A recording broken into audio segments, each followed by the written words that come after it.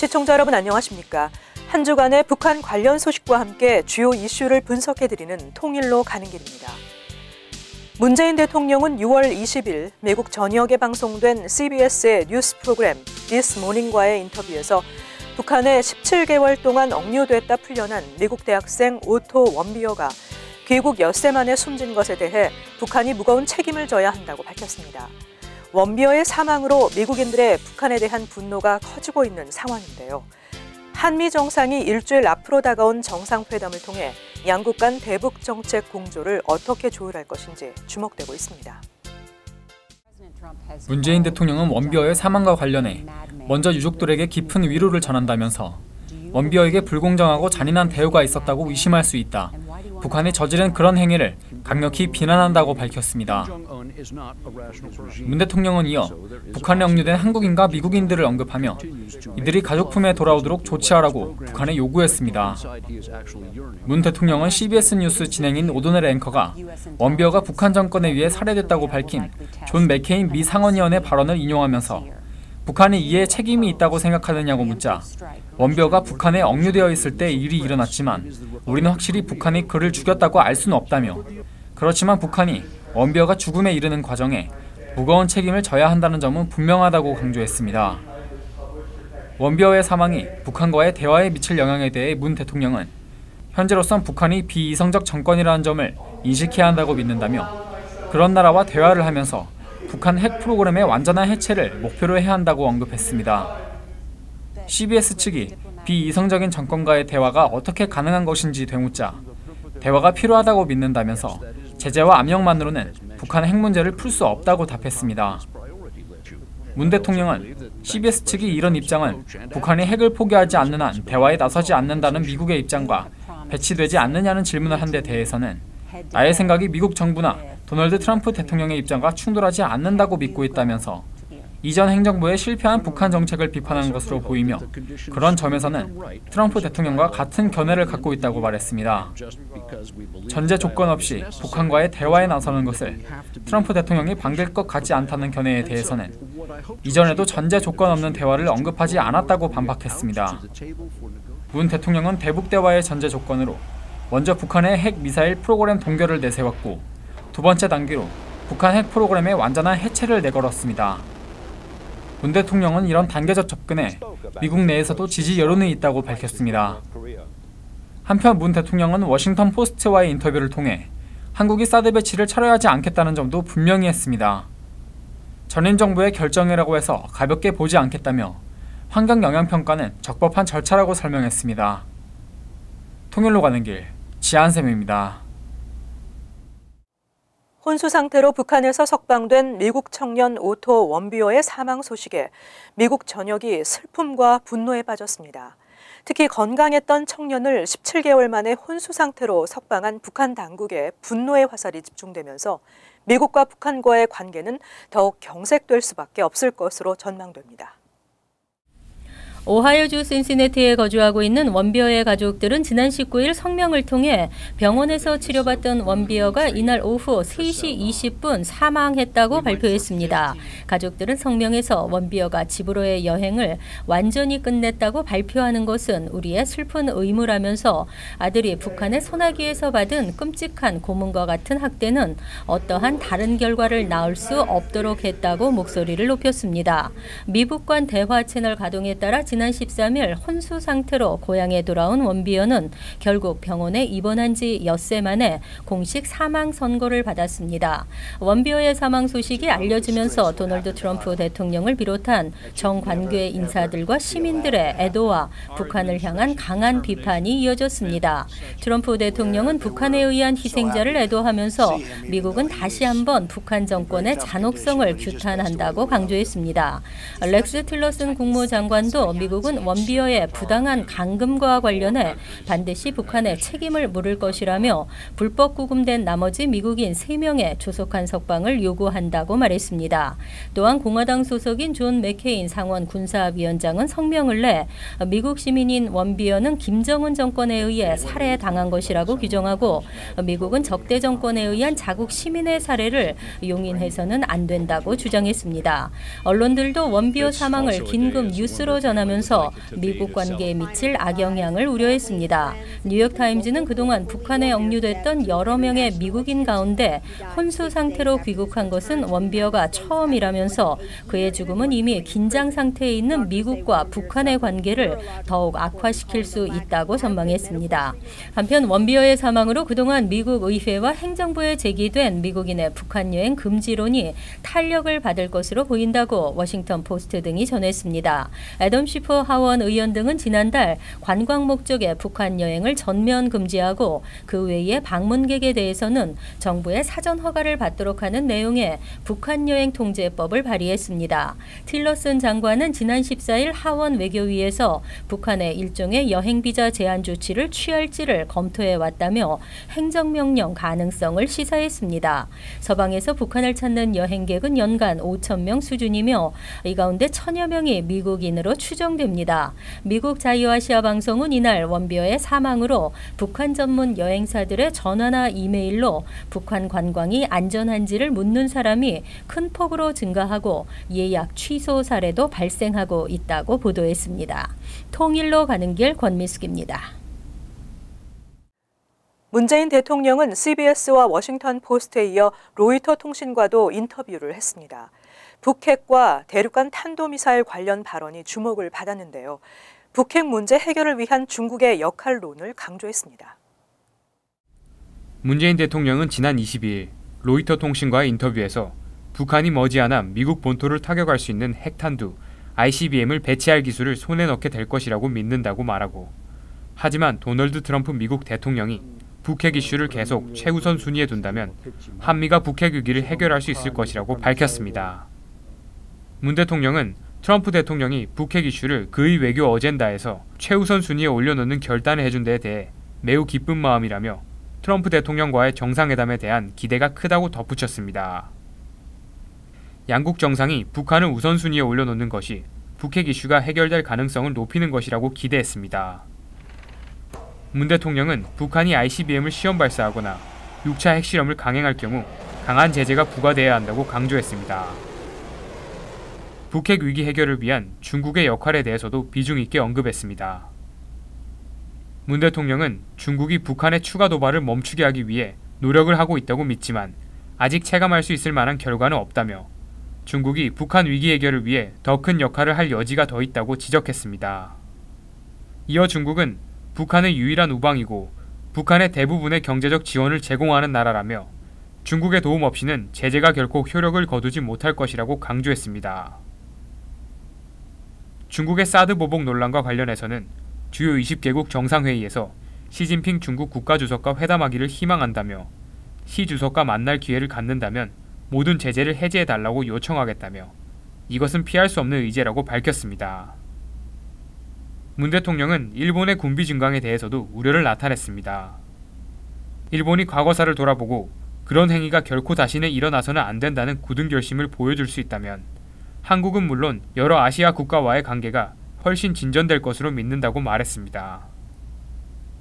한일 위안부 합의에 대해선 많은 한국인이 받아들이지 않고 있다고 말하고 일본은 양국 역사 문제를 해결하기 위해 최선의 노력을 하지 않는다고 비판했습니다. 통일로 가는 길, 김지수입니다. 미국과 중국이 21일 북한 핵 미사일 문제 해결을 위한 협력과 압박의 수위를 한 단계 끌어올렸습니다. 미국은 중국 압박 강화냐, 독자 해법 모색이냐의 갈림에서 일단 다시 한번 중국에 의존해 북한에 대한 압박 강도를 높이는 방법을 택한 것으로 보입니다. 미국 측 렉스 틸러슨 국무부 장관과 제임스 매티스 국방부 장관, 중국 측 양재치 외교 담당 국무위원, 팡펑 후이 인민해방군 총참모장이 참석한 가운데 6월 21일 워싱턴 DC 국무부 청사에서 미중 외교 안보 대화가 개최되었습니다. 양국은 이 자리에서 우선 한반도 비핵화 원칙을 확인했습니다. 북한에 완벽하고 검증 가능하며 되돌릴 수 없는 핵폐기라는 명확한 목표 아래 공동 노력을 배가하기로 한 것입니다. 지난 4월 마라라고 정상회담에서 도널드 트럼프 대통령과 시진핑 중국 국가주석이 북핵이 심각한 단계에 이르렀다는 원론적인 인식을 공유한 데서 한 걸음 나아간 것이라고 할 수 있습니다. 미중은 정상회담 이후 북핵 미사일 해결을 위해 적극적인 협력을 모색했습니다. 미국은 중국의 도움을 받아 북한을 경제 외교적으로 옥죄는 최대의 압박 작전을 펼쳤습니다. 아울러 북한과 거래하는 중국 기업에 대한 중국 정부의 단속을 촉구하는 한편 직접 제재에도 나섰습니다. 중국도 자국에 도착한 북한산 석탄을 되돌려보내고 유엔 안보리 제재 결의에 동참하는 등 미국의 북한 고사 작전에 상당한 힘을 보탰습니다. 그러나 북한은 여전히 풍계리 핵실험장을 김정은 위원장이 버튼만 누르면 언제든 6차 핵실험이 가능한 상태로 유지하고 있고 미국 본토 타격을 목표로 한 탄도미사일 고성능화 시험을 지속했습니다. 특히 지난 13일에는 17개월간 억류하던 미 대학생 오토 원비어를 식물인간 상태로 송환시키며 잔혹성과 폭력성을 여과 없이 드러냈고 원비어가 송환 6일 만에 사망하면서 미국 내 대북 강경 분위기는 최고조에 달하고 있는 상황입니다. 급기야 트럼프 대통령이 미중 외교안보 대화를 불과 하루 앞두고 중국 역할론에 강한 회의감을 드러내면서 이번 대화를 둘러싸고 긴장감은 고조되기도 했습니다. 그는 20일 트위터에 북한 문제와 관련해 시진핑 주석과 중국의 도움 노력을 매우 고맙게 생각하지만 그런 노력이 먹히지 않았다고 적었습니다. 이어 적어도 중국이 시도했다는 것은 안다고 덧붙였습니다. 이에 따라 트럼프 정부가 북핵 해결을 위해 중국에 더 강한 압박을 가할지 아니면 중국에 기대지 않고 독자 해법을 모색할지에 온통 관심이 쏠렸지만 미국은 중국에 더 강한 압박을 가하는 쪽으로 선택했습니다. 틸러슨 국무장관은 회담 후 브리핑에서 미국은 중국이 영내 북핵 위기의 상승을 방지하려면 북한 정권에 훨씬 더 큰 경제적, 외교적 영향력을 행사해야 할 책임이 있다는 점을 거듭 중국 측에 강조했다고 밝혔습니다. 양측은 또한 미중 기업이 유엔 안보리 대북 제재 대상에 오른 기업들과 거래하지 못하게 하기로 합의했습니다. 이는 중국이 북한 무역의 90%를 차지하고 있다는 점에서 중국을 겨냥한 압박이나 다름없다는 분석입니다.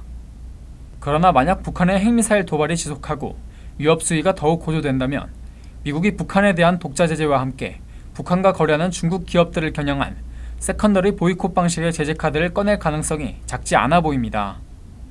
틸러슨 장관은 지난 13일 상원 외교위에 출석해 북한 제재에 대한 국제적 협조가 부족하다면서 세컨더리 보이콧이 가능한지 검토하고 있다고 말했습니다. 통일로 가는 길, 지한샘입니다. 정부가 미중 외교 안보 대화를 긍정적으로 평가했습니다. 두 나라가 안보리 결의 이행 강화에 합의한 것은 의미 있는 일이라며 한미 정상회담과 G20 정상회의에서 우리 정부의 전략적 로드맵을 주도적으로 펼쳐나가겠다고 밝혔습니다.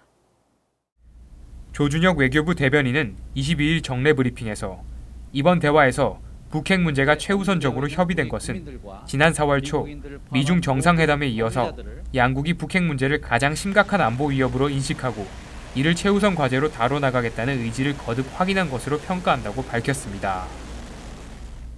조 대변인은 미중 외교안보 대화 직후 틸러슨 국무장관과 매티스 국방장관이 공동 기자회견에서 북핵 문제를 가장 극심한 위협으로 규정했다며 북한 핵의 완전하고 검증 가능하며 불가역적인 폐기를 목표로 한다는 기존의 입장을 재확인하면서 안보리 제재 대상인 북한 단체와 미중 기업들 간의 거래 금지 등 안보리 결의 이행 강화에 합의했다고 강조했습니다. 미중 양국의 이 같은 북핵 위협에 대한 인식과 공조 노력은 다음 주 한미 정상회담을 앞두고 있는 조치로서 곧 이루어질 것으로 보이는 한미 외교장관 통화 시에도 이번 미중 외교안보 대화의 성과에 대해 논의하게 될 것으로 기대된다고 덧붙였습니다. 정부는 이번 미중 외교안보 대화에 이어 한미 정상회담, 내달 초 G20 정상회의의 계기를 갖는 주요국 정상 간 양자협의 등을 통해서 북핵 문제 해법 마련을 위한 우리 신정부의 전략적 로드맵을 주도적으로 펼쳐나간다는 방침입니다. 통일로 가는 길, 김지수입니다. 북한 정권의 호화로운 생활은 매번 언론의 주목을 받고 있는데요. 김정은은 지난 2012년 6억 4,500만 달러에 달하는 사치품을 사들였습니다. 이를 위해 마약 밀매, 위조 지폐 제조 등 각종 불법 행위를 하고 있고 이렇게 조성된 돈은 핵과 미사일 개발에 사용되고 있는 것으로 알려져 불법 자금을 차단해야 협상 테이블로 나올 것이라는 지적입니다. CNN은 지난 21일 김정은의 돼지 저금통 뒤에 숨겨진 비밀이라는 제아의 기사에서 국제 제재에도 불구 김정은이 호화로운 삶을 유지하고 있다면서 그가 번쩍거리는 흰색 요트와 고급 술, 호화, 스키 리조트에 필요한 장비 등을 최근 구입한 사실을 지적했습니다. 2014년 유엔 보고서에 따르면 김정은은 2012년 한 해 6억 4,580만 달러에 달하는 사치품을 사들였습니다. 2015년 북한의 수입 규모는 34억 7천만 달러였는데 북한의 최대 교역 파트너인 중국과의 거래를 제외하고 나면 북한은 합법적 수입보다 사치품 구매에 더 많은 돈을 쓴 셈이 됩니다. 이 같은 사치품 구매는 김정은의 개인 돼지 저금통을 통해 이루어진다는 것이 대다수 전문가들의 견해입니다. 김정은이 은행 해킹, 무기 및 마약 거래, 위조화폐 제조, 멸종위기 생물 밀거래 등 각종 불법 행위를 통해 벌어들이는 돈을 자신의 사금고에 쌓아두고 있는 것으로 추정됩니다. 전문가들은 핵미사일 개발에도 김정은의 개인 쌈짓돈이 사용되고 있는 것으로 보고 있습니다. 김정은의 숨겨진 불법 자금을 정확하게 추적하는 것은 사실상 불가능합니다. 의회 조사국의 2008년 보고서에서 북한이 불법적으로 벌어들이는 돈이 매년 5억에서 10억 달러로 추정된다고만 명시됐을 뿐입니다. CNN은 이러한 불법 자금이 김정은에게는 자신의 권력을 굳히고 자신에 대한 도전 세력을 막기 위해 중요한 원천이라며 불법 개인 자금을 차단하는 것이 김정은을 핵협상 테이블로 불러올 수 있는 효과적인 방법이 될 수 있다고 진단했습니다.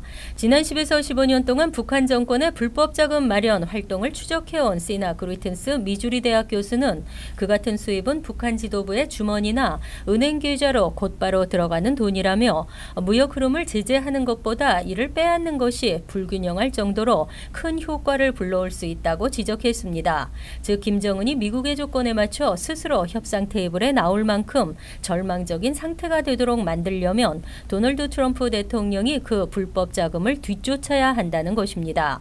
CNN은 다만 김정은의 개인 자금을 차단하는 것을 두더지 잡기 게임을 하는 것에 비유하며 어려운 일이 될 것이라고 내다봤습니다. CNN은 그리튼스 교수를 인용해 북한은 경화를 얻기 위한 새롭고도 창조적인 불법 방식을 찾는데 매우 능숙한 정권이라며 이러한 불법 행위를 통해 이득을 취하는 북한의 능력을 압박하고 억제하고 싶다면 그들의 적응 능력도 차단해야 한다고 설명했습니다.